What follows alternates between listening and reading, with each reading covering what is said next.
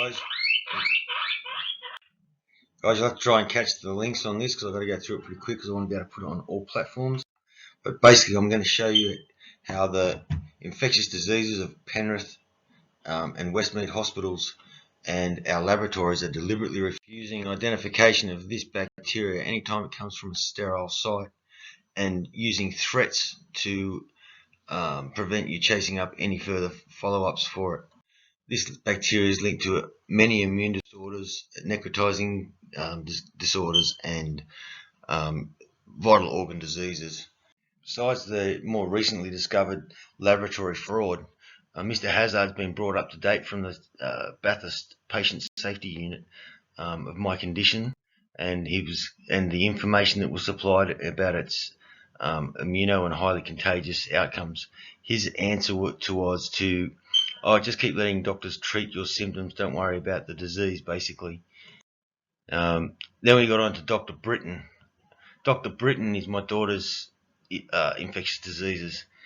After she had necrosis and osteomyelitis, which they'd never discovered the identification of, and the only one that took any samples that could be identified was me. He also refuses to follow up on reoccurring symptoms on the basis that he can't see any sign of infection of this bacteria. Now, at this point, I was going to go into the emails from the private laboratories that state that the government has controls over what they can and can't identify. But I came across something else when I was getting this presentation ready. I saw Karuna Keat at Campbelltown Hospital, and he sent back a message to my doctor basically saying that white cells, neutrophils and pus don't mean an infection, and that further investigations shouldn't be sought by specialists.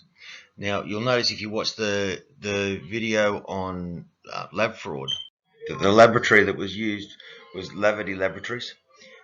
In my three-way culture test across urinary tract, which is supposed to be sterile, so anything should be identified. You'll also notice that his interest is in immuno disorders such as lupus and immuno-affected lung diseases.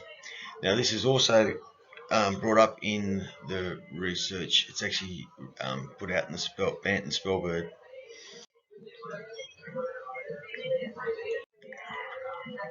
And guess what? He works for them.